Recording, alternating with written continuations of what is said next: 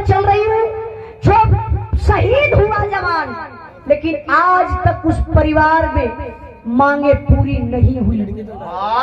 क्यों नहीं हुई भाई? ये सवाल खड़ा होता है, जवान किसके लिए शहीद हो रहे हैं?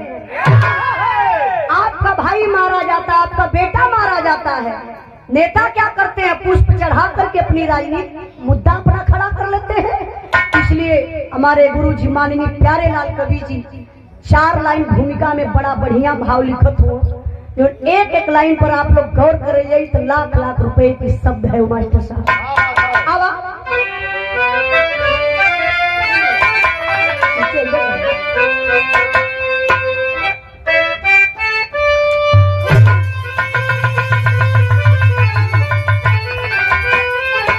क्या बात है?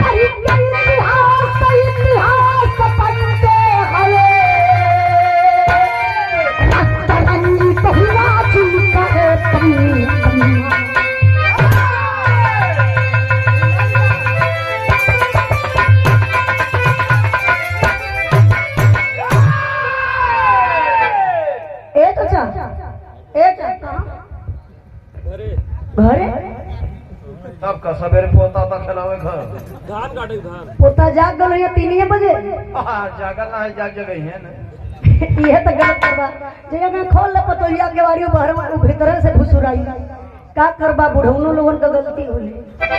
अब सुतल आदमी के तनी टाइम जे के जबरदस्ती करबा, जबरदस्ती करो दरवाजा खोलोइबा तो वो तो कहां ले पर तो बर्दाश्त करी। अरे यार बिताए दा घरे तो रोज धान का कटनी कर रही के बाद आज का रात बिरहा के नाम गौर करेंगे बाबू। हमारे बिरहा में एकदम नई नई कव्वाली बा।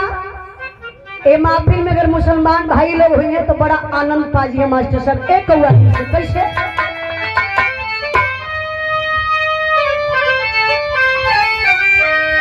जो हम गावत थी फरियाद था शब्द ना हाथ ऐसे उठाई तब समझ में फरियाद था ना। अच्छा अच्छा वेरी गुड। आइए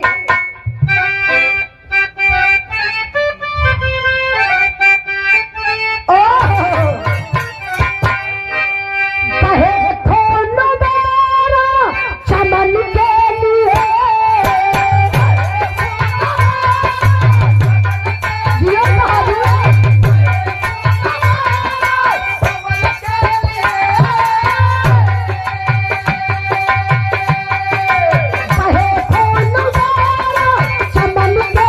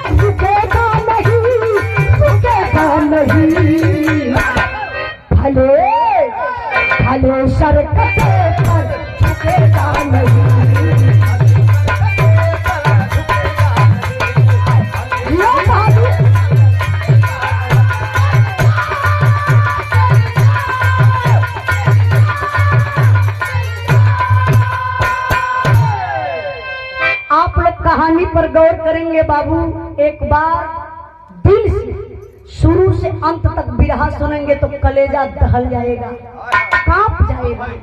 कहानी कहां से कैसे लिखल गई?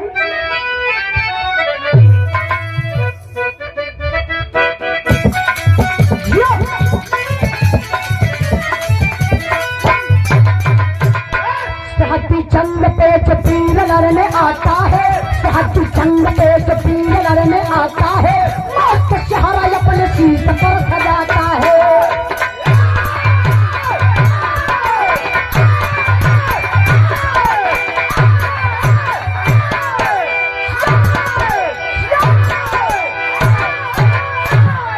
जिला मथुरा खरेला गाँव के किसान रहे, जिला मथुरा खरेला गाँव के किसान रहे, भगवान देश भक्तवा इंसान रहे।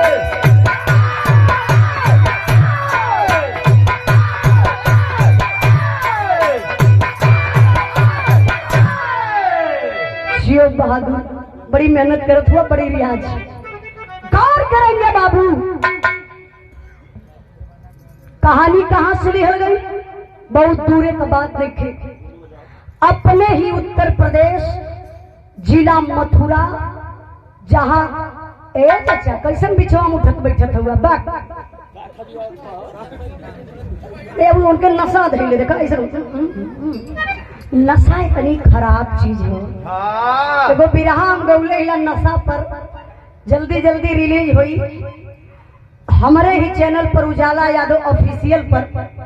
अब वही तो हमार कल परसों में वो बिरहा रिलीज होता हमारा चैनल पर उजाला यादव ऑफिशियल पर।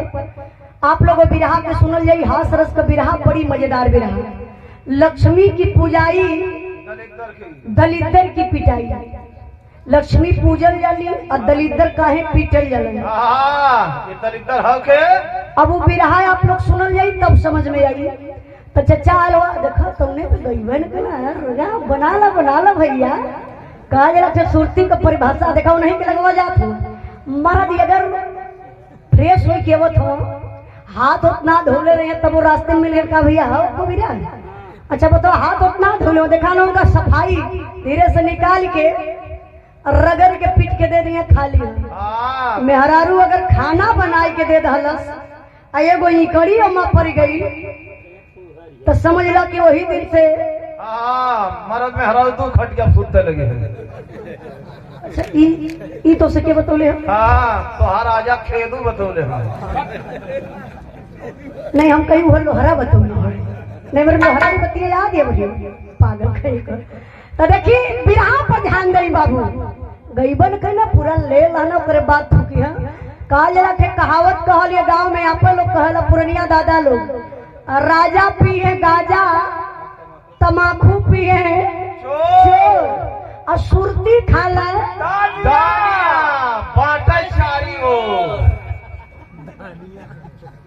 हम भैया फेल है ज्यादा हम अपन बतिया छुपाई नहीं, इज्जत पानी यही में बात। बिरहा पर ध्यान नहीं बाबू। जिला मथुरा जहां कृष्ण भगवान का जन्म स्थली बा, मथुरा के रहे वाला भगवान सिंह यादव, जेकर एक बेटवा एकलौता बेटा जेकर नाम बतावल गल बाबू हेमराज। जवान भैलन बड़ा उमंग बा कि मैं देश का रक्षक बनूंगा। आज तो हमारे नौजवान भाई लोगन का दिलवे टूट गए। वो कहे अग्निपथ योजना देखते तैयारी वारी करता लो ना करता लो।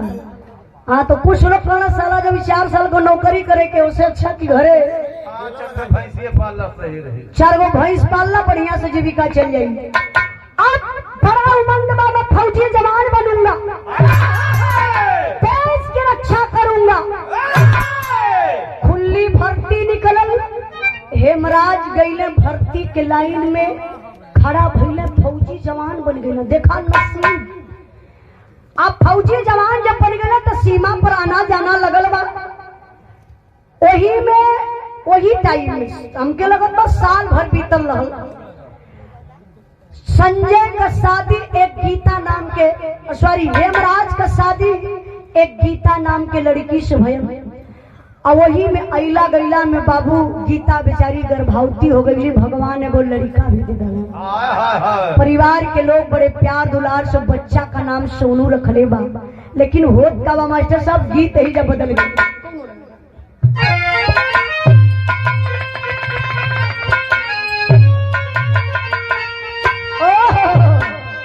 गीत बड़ी प्यारी बा। कौनो भौजाई अपना देवर के देखले बिया तो हाथ मार के बोलोलस कल से देवर बबुआ अब भाई हम साड़ी साया ना पहनब। तो निकाल के धा दे खे काहे बदे ले हवा पानी आराम से। कहे देवर बबुआ हाई साड़ी साया हमारे बस का ना बा। एक ठे मैक्सी लिया था मैक्सी।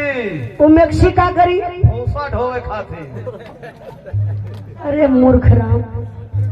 ओ भौजाई मंगले बा का मंगले बा मास्टर साहब।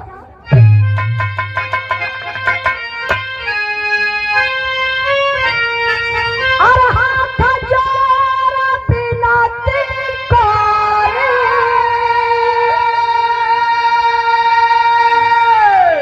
अरे हाथ जोड़ा पिनाते कोरे।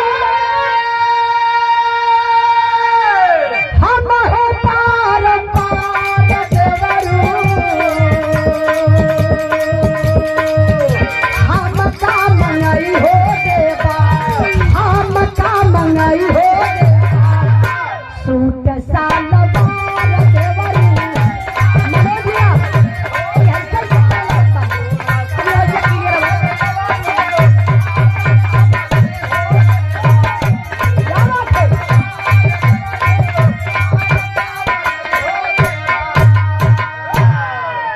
हेलो हेलो अब ठीक बा वेरी गुड क्या बात है। गौर करेंगे बाबू बिरहा में भाव बका। और पार नारी आजा मिला। और पार नारी आजा मिला।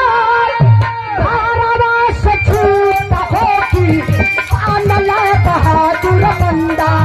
पानल बहादुर बंदा। फौजी छूट होला रे।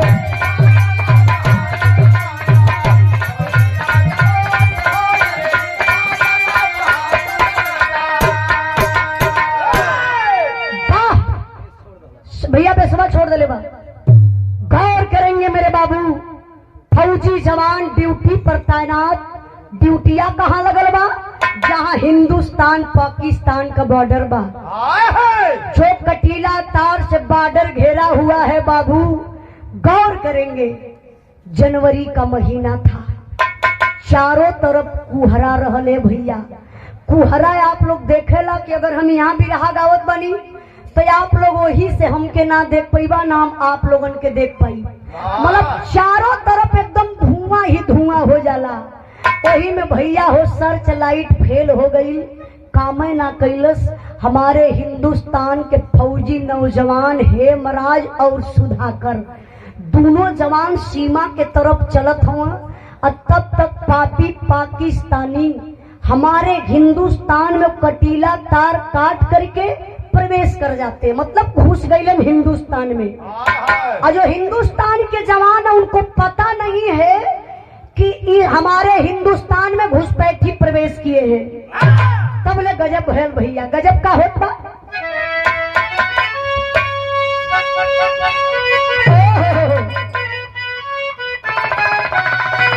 गीत बड़ी प्यारी बाबा रे बनारस का धरती। हम बताई ल भैया अगर केहू का जोड़ कहीं ना मिलल इ बनारस का धरती ऐसन बा कि सबकर जोड़ यहाँ रखल बा। जैसे जैसे चाहे लड़वैया हो चाहे गवैया हो चाहे पॉकेट का मरवैया हो। ये तो सके बतूले हो मड़ुआ ढीम देखा। अच्छा गौर करेंगे ए माटी के लाल स्वर्गीय रामदेव गुरु बड़ा लहाई के गीत के गाँव में का कोई गाई। आज का गवैया जो उन लोग गाय के चल गल हुआ वही के बढ़िया से सींच दे तो ठीक बा। सींचत हुआ गरमा के पानी डालत हो सच्चाई बात बा। लेकिन वाह ये हमार अंदाज बा। हमारे पापा भी बिरहा गावेलन। पापा हमके ही बतौले हुआ कैसे मास्टर साहब यारा झोला ने का गुजारा यारा झोला ने का गुजारा अरे टोटल है राजा जमनिया से गड़िया छोटल है राजा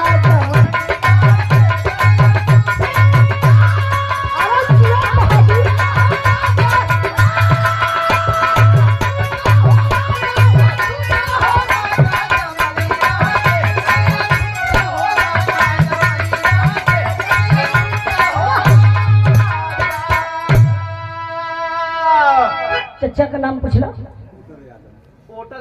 ओटल यादव बाबूजी की तरफ से एक वीर रस के भाव पर सम्मान कैलन 100 रुपए का पुरस्कार देके स्वर्गीय रामदेव गुरु के धुन पर बहुत बहुत भैया के प्रणाम।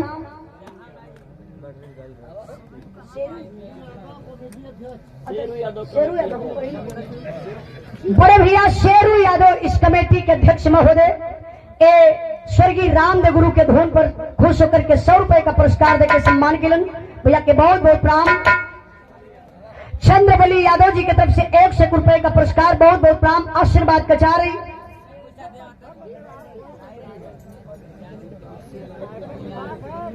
क्या बात हमारे अर्जुन भैया अर्जुन पाल राजा तालाब से भैया फेसबुक फ्रेंड हुआ काला लाइव देखली है और वो लाइव देख के भैया भी रहा सुने बदे आ गई बहुत बहुत प्रणाम आशीर्वाद कचा रही।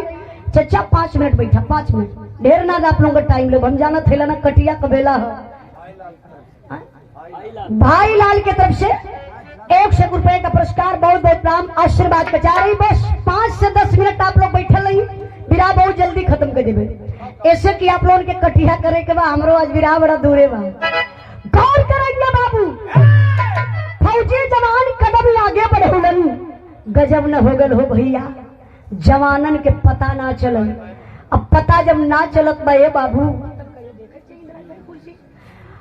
जवान कदम आगे बढ़ावत हुए ये जो पापी छुपे हैं आड़ से जा करके बाबू हो गोलियां पपियवा सब चला दलन गोलियां मरलन कहा देखा वो पापी पाकिस्तानी है सीने में भी गोली मार सकते थे सर में भी गोली मार सकते थे लेकिन नहीं मेरे बाबू दोनों जवानन के पैरवा में गोलियां पपियवा सो मरलन ए लिए कि हमें जिंदा फौजी हिंदुस्तान का मिल जाएगा भाई भाई जिंदा फौजी मिल जाएगा इससे हम हिंदुस्तान का राज पूछेंगे। गोलियां मरला के बाद बाबू दोनों जवानवन के लेके हो वही लगले सीमा पार करके अपने पाकिस्तान सीमा में चल गए।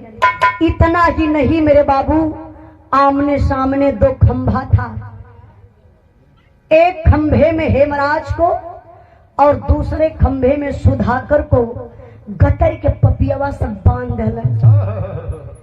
तो एक पापी पाकिस्तानी जो काले ड्रेस में है देखिए उसका रूप रंग बड़ा भयंकर है काला ड्रेस बड़ी बड़ी दाढ़ी लंबा लंबा बाल खून खार लाल लाल आंखें हैं उस पापी की हाथ में चमचमाती हुई तलवार लेकर आया और हेमराज के सामने खड़ा हो जाता है बोला बता दे हिंदुस्तान का राज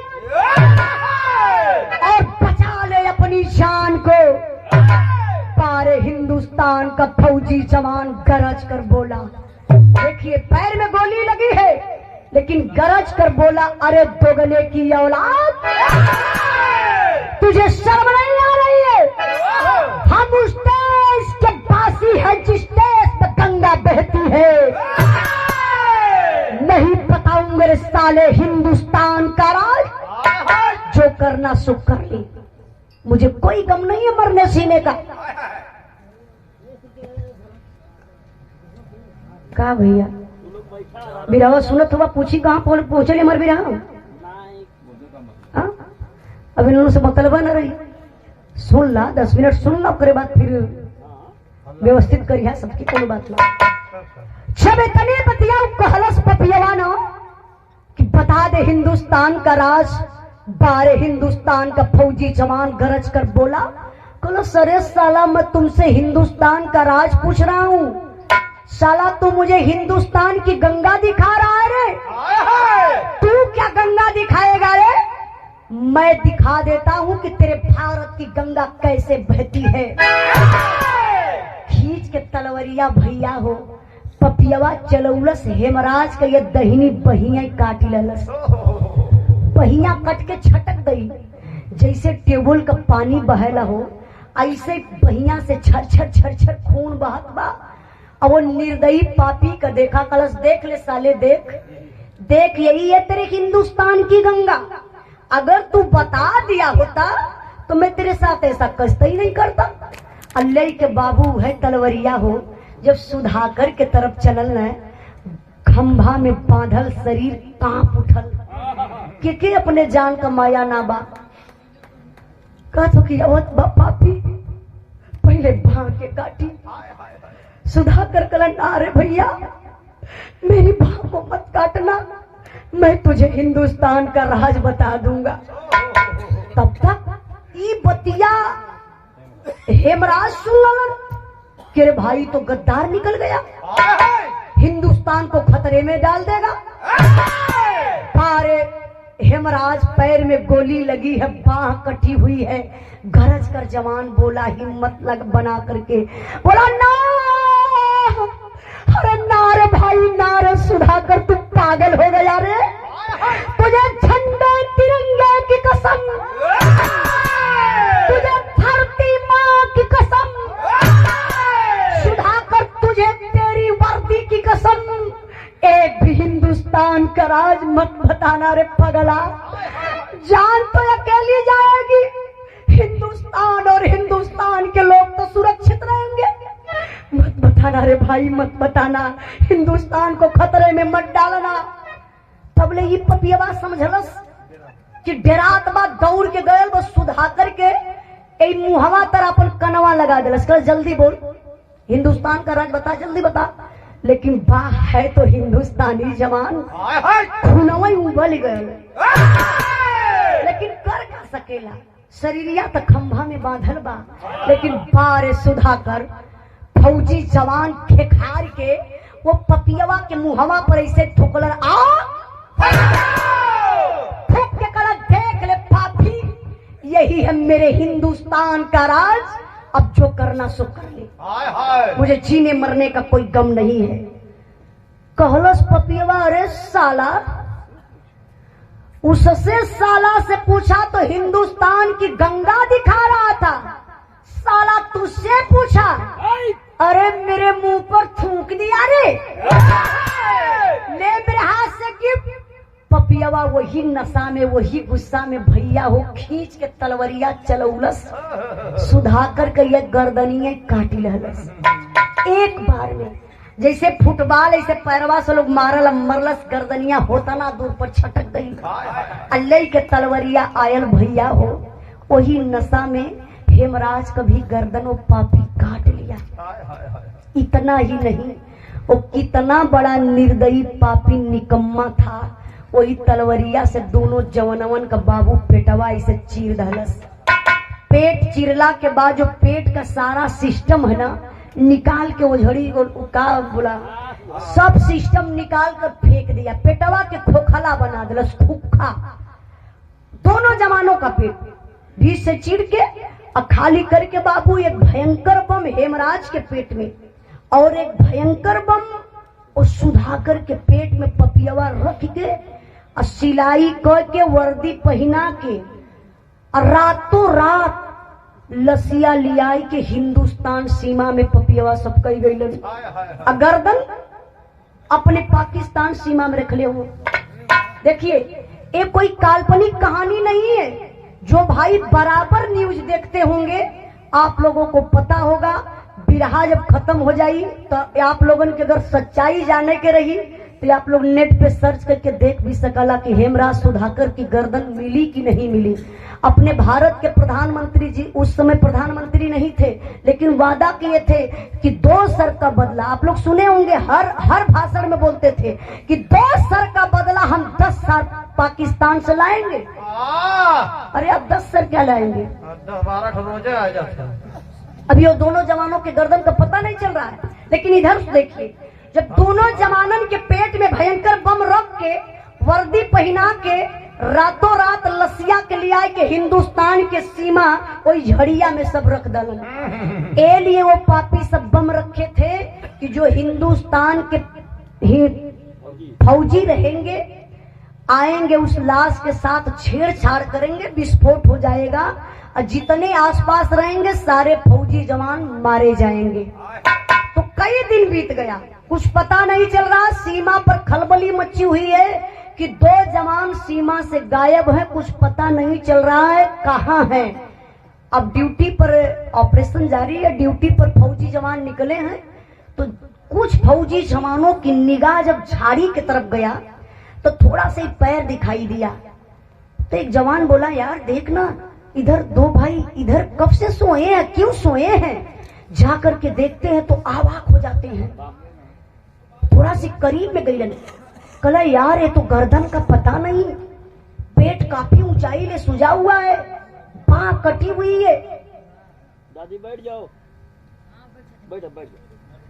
कहा ये बांह कटी हुई है, बाल में कुछ काला है। अगर वही फौजी जवान उस लाश के साथ छेड़छाड़ करते तब तो विस्फोट हो गया होता। लेकिन बाबू चेकअप करने वाली मशीन आई तो पता चला कि दोनों जवानन के पेट में भयंकर बम बा। वो बमवा के सुरक्षित निकालल गए, लाश ले जा के फौजी जवान कैंप में बाबू हो गमी मनावत हुए। आप लोग वहां का बतिया छोड़ल जाए, तनी से दिमकवा लेके अवल जाए। हेमराज का दुल्हन बेचारी गीता स्नान कई के बाबू अपन श्रृंगार करे बैठल है, तबले वो दुनिया का मालिक एक थे अशगुन दिखा दलन। अच्छा अशगुन का देखौल हमारे बिरहा में करोड़ का भाव मास्टर साहब।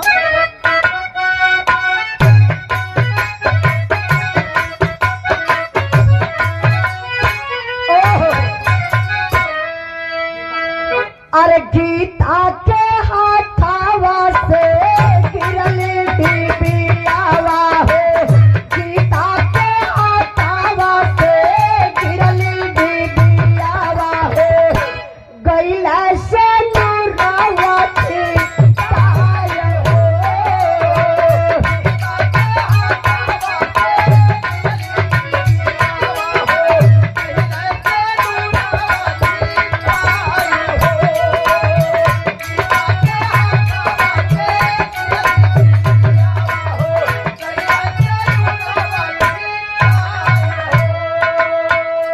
अरे भक्त से करे जा कैला कपल शरीरिया हो, बाजल मोबाइल आए सिमत खबरिया हो, सापत का हेलो हेलो बोल दुल्हनिया हो, सापत का हेलो हेलो बोल दुल्हनिया हो, तनिको या बदला माटी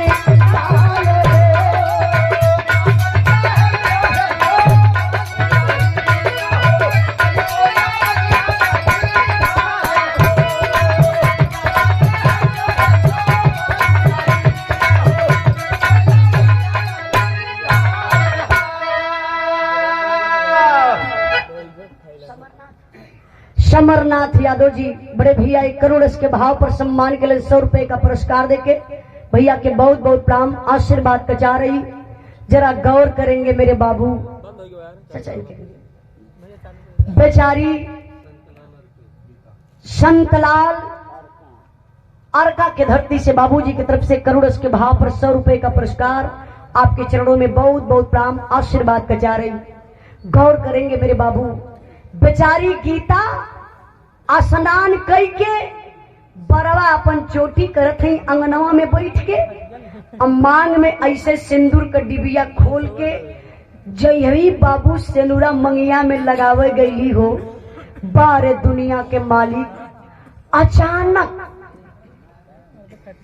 गीता का शरीरिया जैसे हिल गई, कंपन हो गए। हाथ से सिंदूर का डिबिया छूटल, जमीन पर बाबू सेनुरा गिर के बिखर गया। एक बार थक से कलेजा कैलस गीता करे, ये कैसन असगुन देखात बा। हथवा ऐसे छतिया पर रखली, यही अचरवा से बाबू ऐसे सेनुरा के बटोरत हई। अब भैया हो तब ले मोबाइल पर फोन आई गया, देखत है नंबर की, अरे ये तो नंबर चेंज है। लगता है सोनू का पापा कई दिन के बाद आज फोन लगाए हैं तो नंबर चेंज करके। बस पहला वर्ड हो बेचारी दुल्हन बोलती, हेलो सोनू के पापा। सीमा से आवाज आई, नहीं नहीं मैं सोनू का पापा नहीं हूँ। हाँ तो आप कौन है? मैं हेमराज फौजी का मेजर बोल रहा हूँ। क्या ये फोन हेमराज फौजी के घर लगा है? हाँ जी सर जी। आप कौन? सर मैं उनकी मैडम गीता बोल रही हूँ। अच्छा अच्छा बेटा, कोई परिवार में और है क्या? मेजर साहब पूछ रहे हैं। हाँ सर है ना लोग, बताइए ना। तो दुल्हन बोलती कि सर एक बात बोलूं? तो मेजर साहब बोले हाँ बेटा बोलो, क्या बात है? सर कई दिन से सोनू के पापा से बात नहीं हो पा रही है, प्लीज सर एक बार सोनू के पापा से बात करवा दीजिए। मेजर साहब का कलेजा कांप उठा। दुल्हन अपने पति का इंतजार कर रही है, अपने पति से बात करने के लिए कह रही है। मैं किस फौजी जवान से बात कराऊं? बताना भी जरूरी है कि आपका पति शहीद हो गया। मेजर साहब तिरमिछा उठल, बतिया गीता से ना बतावल चाहते हो, सोचल कि कोई परिवार में और होगा तो उससे मैं बात करके धीरे से बता दूंगा। तो गीता बोली नहीं सर इस समय तो मैं ही हूँ घर में, बोलिए ना क्या बात है, बात करवाइए ना सोनू के पापा से। तब मेजर साहब बता रहे हैं बाबू।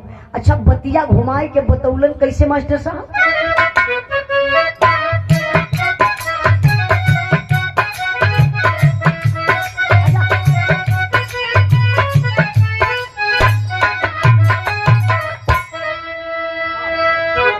हम बताई बेटी का हम सुनाई है, का हम सुनाई है, बताया शोभा समाचार।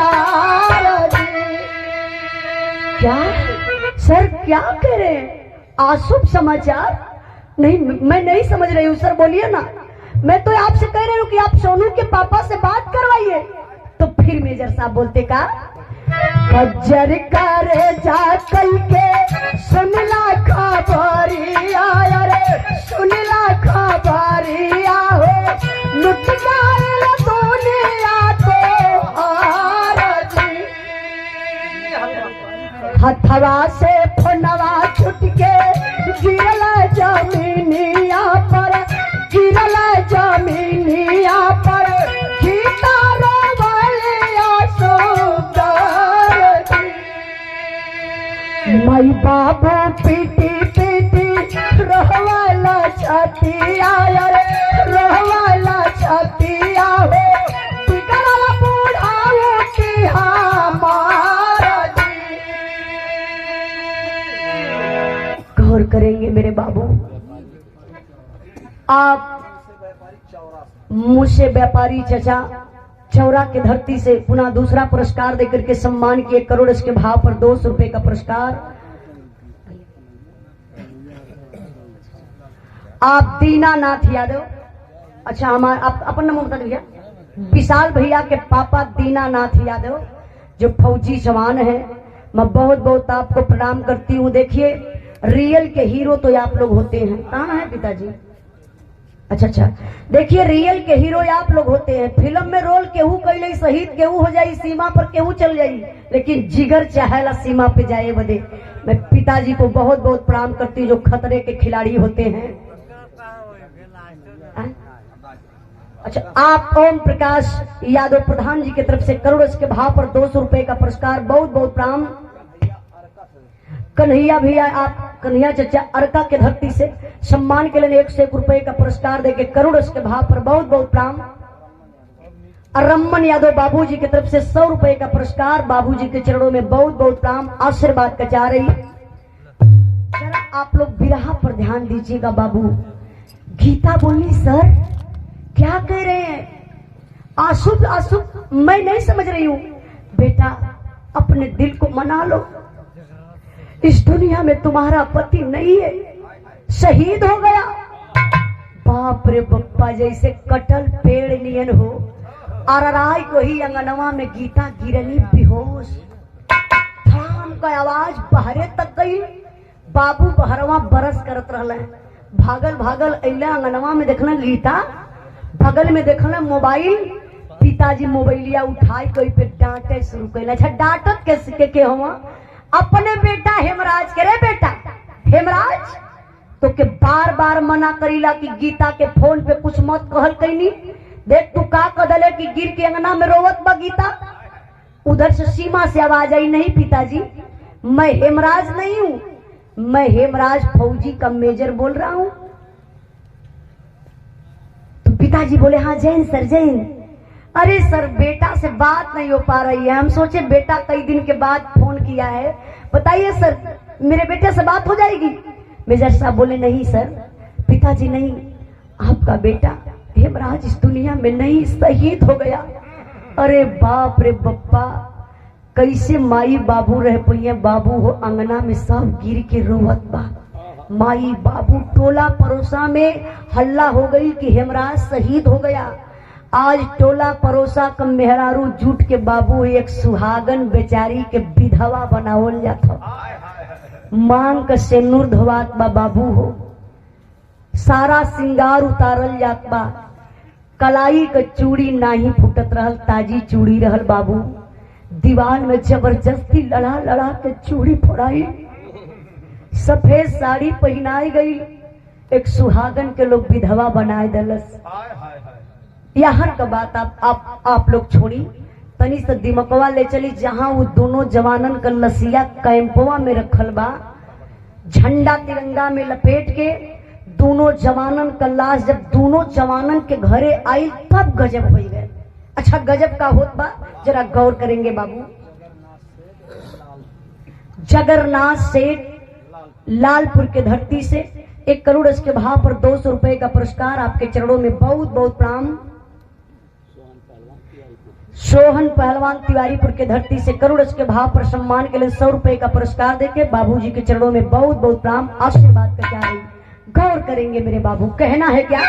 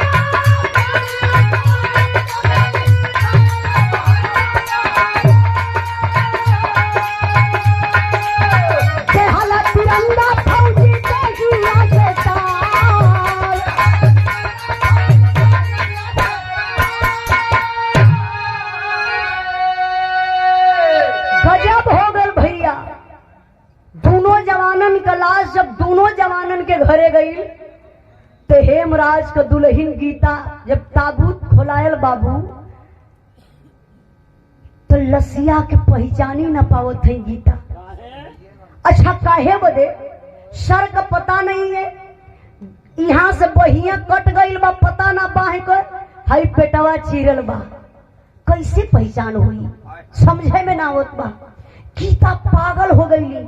ऐसे पब्लिक जुटल बा, प्रशासन के लोग हैं, फौजी समान जो लोग लाश को शहीदी लाश को लेकर आए थे सारे लोग इकट्ठा हैं।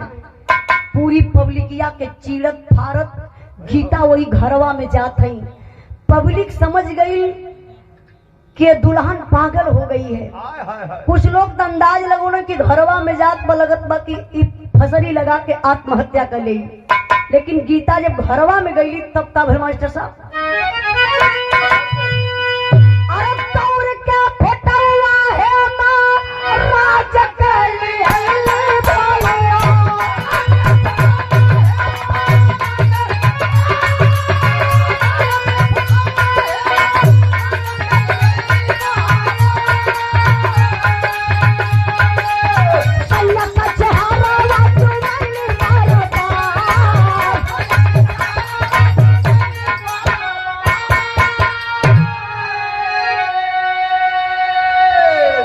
गौर करेंगे बाबू, फौजी जवान की बीवी है, हिंदुस्तान की नारी है, बड़ा संस्कार है। एक बड़ा सा फोटो अपने फौजी सैया का दुल्हनिया जौने रूमवा में सूतत रही वही बेडरूमवा में सजा के रखले रही, उहे फोटोवा उतार के ले के आई कोई पब्लिक के बीचवा में घूमत है पागल जैसन रोवत है। जइए के देखावत है तई के देखी ना भैया, ए मेरे सोनू के पापा है, आप लोग इनको खोजिए, कहाँ है? प्लीज सर, ये किसी और की लाश है, एक किसी और के मांग का सिंदूर उजड़ा हुआ है। मुझे विश्वास है अभी मेरे मांग का सिंदूर जिंदा है। ले जाइए सर, इस लाश को मेरे दरवाजे से हटा दीजिए, मुझे मत रुलाइए, मेरे पति को आप लोग लाइए। सब लोग समझ गए गीता पागल हो गई क्या, लेकिन वो लसिया के लेके वो बुढ़वा बाप रोवत रहा। कहे गीता तुम पागल हो गई, अरे तुझे पता नहीं है, नहीं पहचान रही है ना, तुम्हारा पति है, मेरा बेटा है, यमराज है। नहीं पहचानेंगे, जमाने के लोग बड़ा मजा लेंगे। गीता का पति शहीद हो गया, गीता अपने पति को नहीं पहचानी। इधर आओ बेटा, फोटोआ लेके गई अपने ससुर के पास में।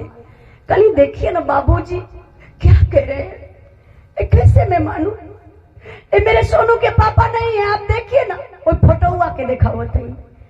बुढ़वा बाप कहे बेटा तुम नहीं समझ रही हो, मेरा बेटा है। थोड़ा से पैरवा का कफनवा इसे हटौलन, पैर में बाबू एक बचपन का चोट लगल रहा, जो पेड़ से हेमराज गिरल रहलन। ए चोटवा बाबू ना उन निशानी दिखाई के गवाही कह गई।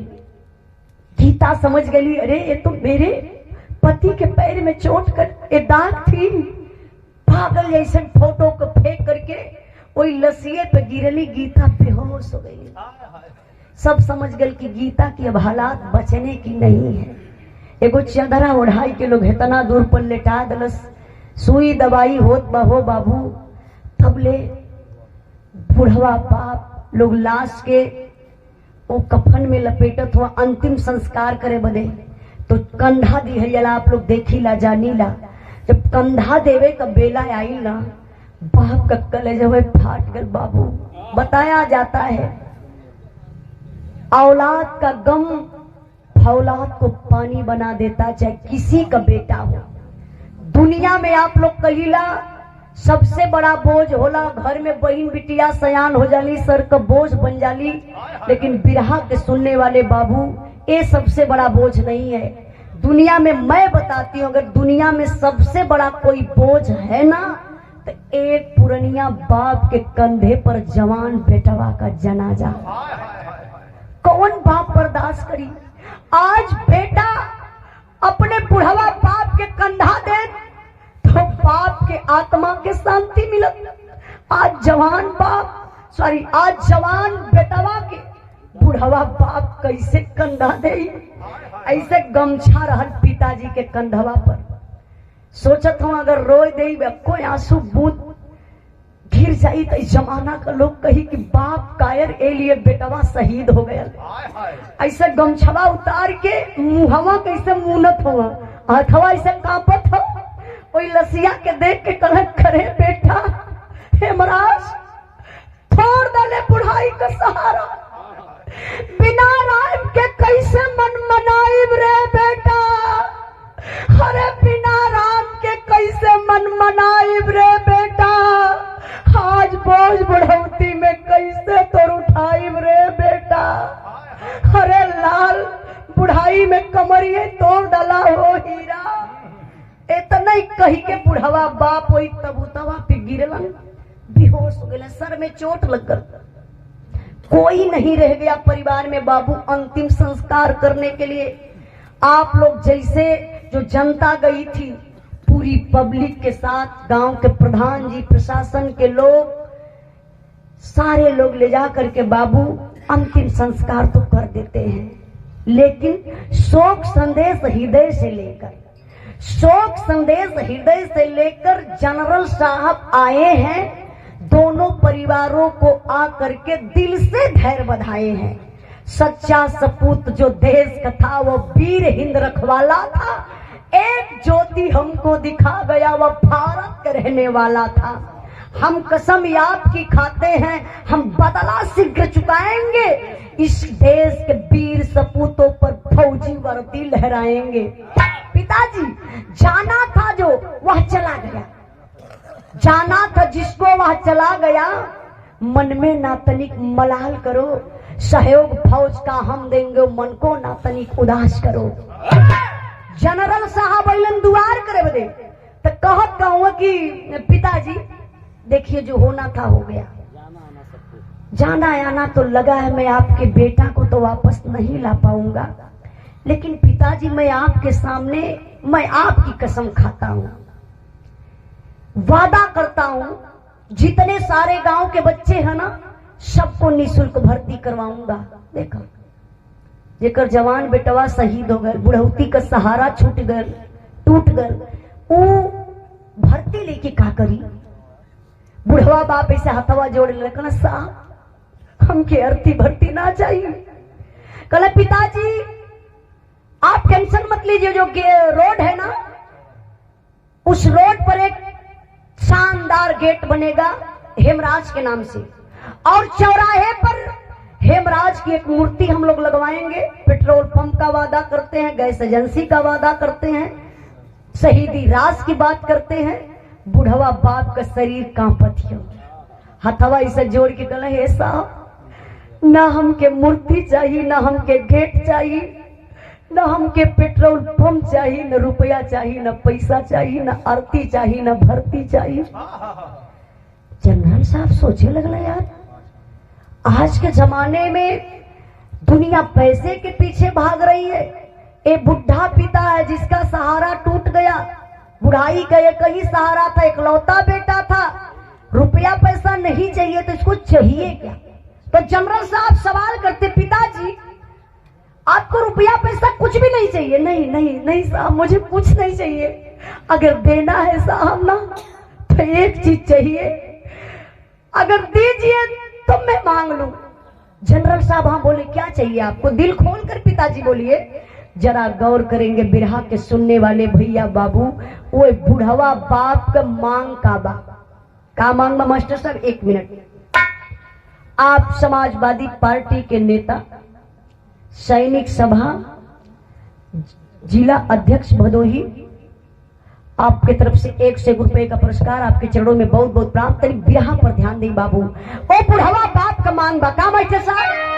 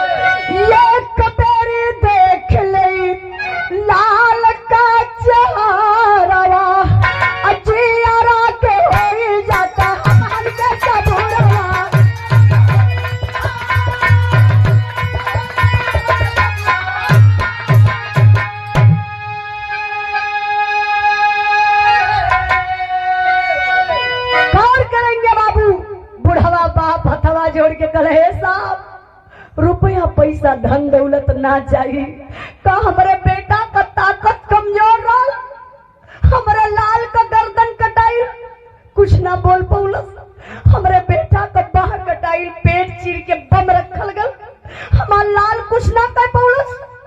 साहब हमके अर्थी भर्ती रुपया पैसा ना चाहिए, अगर कुछ देवे के बाद साहब तो हमारे हिंदुस्तान का दुश्मनी पापी पाकिस्तान बा, हमारे लाल का गर्दनिया वो दुश्मन के घरे बा, साहब वही के मंगा दे। जनरल साहब वापस चले गए, कुछ नहीं विचार किए, लेकिन तब उसी समय दूसर दुआर करे बदे के गल, जरा गौर करेंगे बाबू। के गल मास्टर साहब? सीएम अखिलेश कहे आ सजन पहाइया, सोनू कहा अंकल लेके पापा के तू आइया।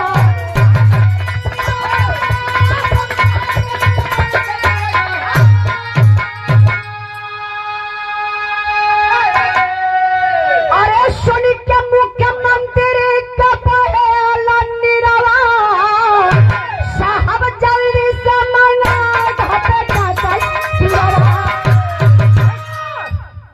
गौर करेंगे बाबू। आज के राष्ट्रीय अध्यक्ष माननीय अखिलेश भैया जी, देखिए हर लोगों के दुख सुख में साथी होते हैं। ये कोई बनावटी बात नहीं, मैंने पहले आप लोगों से बोला कि आप लोग नेट पे सर्च करके देख सकते हैं। वहां भैया जी जाते हैं तो वादा करते हैं, जो गीता बेचारी अपने छोटा से बच्चा को लेकर के आती है और अखिलेश भैया के गोद में थमा देती है।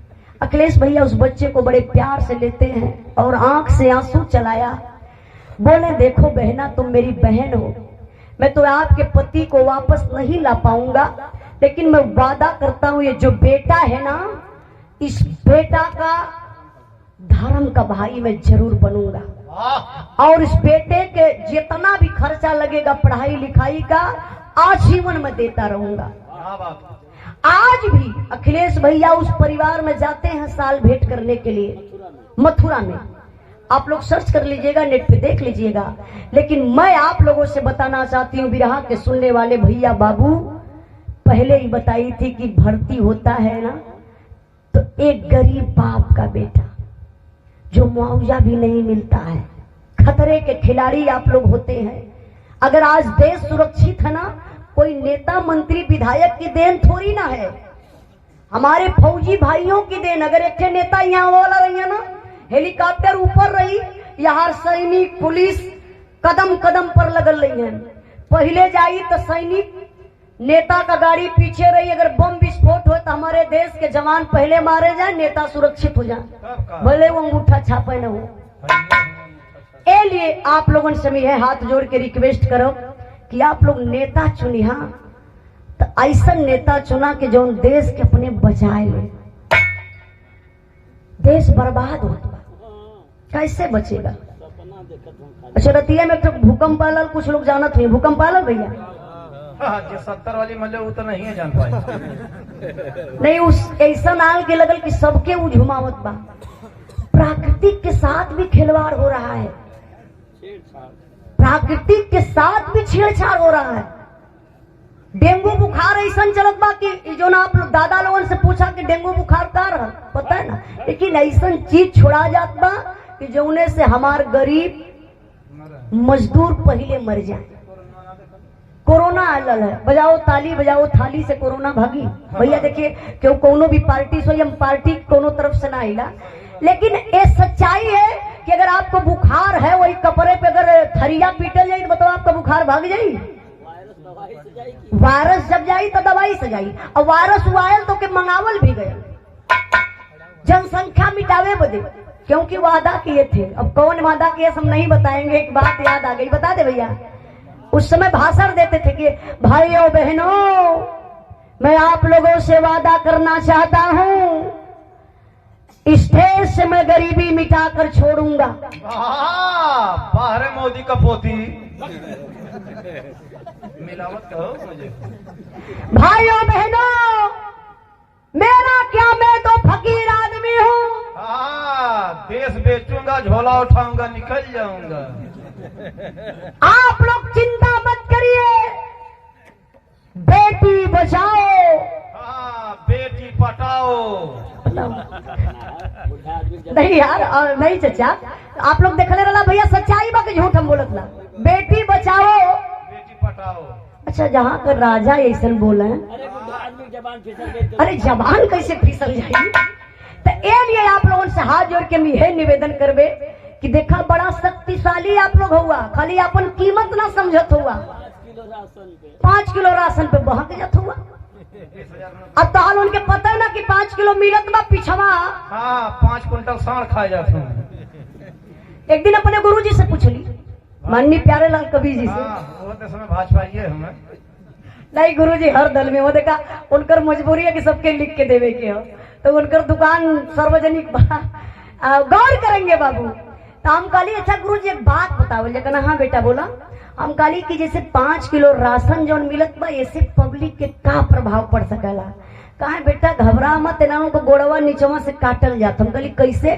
कहा एक बार दरबार लगल रहल, एक आदमी बड़मनई रहल, तो ऐलान कर दलस पूरा क्षेत्र में, काला एकदम फ्री में भोजन करिए, फ्री खा, जितना मन का जितना तोतना खा, जवन मन का तवन खा। हे भैया कितना जने तो 2 दिन भूखा गेला। कहना भैया तनी 2 दिन का हमान भूखाला तो खनवा तनी सयारे सयारे हटा जाई। तो लोग का कहले 4-4 दिन खाना छोड़ छोड़ के गईले भैया, हाथा में घुस गए खाए बदे फ्री वाला। आई हर से गेट बंद बाहर सब लोग घुसाए के सबके बस बाहरे से गेट बंद कर दलस। कल खा ला, सब खा ललस, खियाई के वही में हथवे में घुमावत हो। अच्छा तो खा लला तो आप लोगों की आवश्यकता कौन चीज को पड़ी। 2 नंबर प्लेटफार्म पे जाएगा, समझत हुआ ना, मतलब फ्रेश हो गई कोई खा लला तो लैट्रिन कहाँ करवा, लैट्रिन करना जरूरी है। अब लैट्रिन या भैया एक आदमी पे 500, जे जाई लैट्रिन में वो दे 500 रुपया। जितना का खैला ना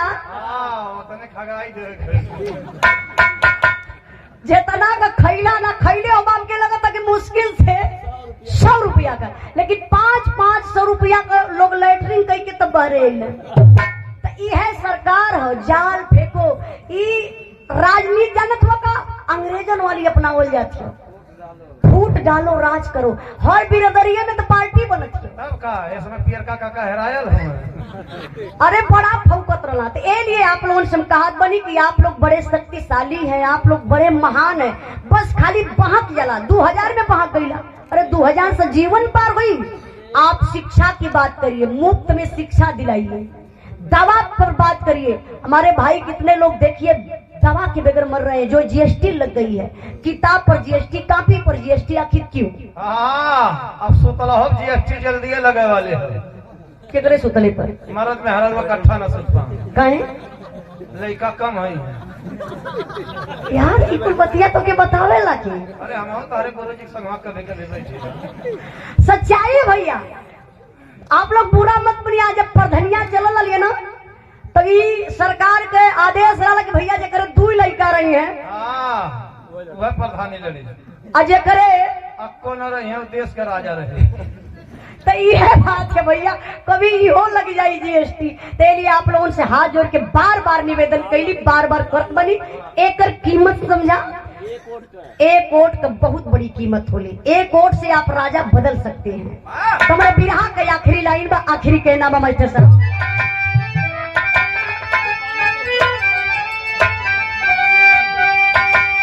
अरे पानी कैसे है भारती, अरे पानी कैसे है भारती, उजाला प्यारे लाल दी है पलकवानी, पानी कैसे है भारती।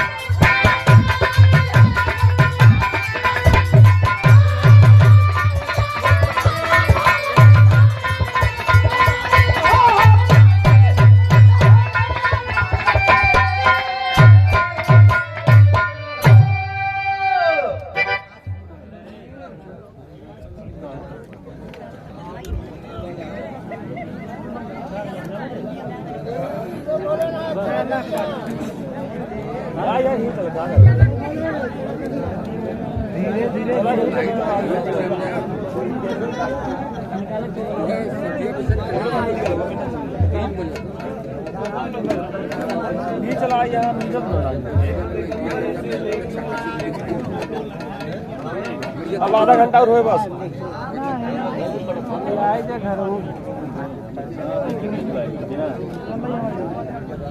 अरे यार ये नीचे बैठने मिला ना।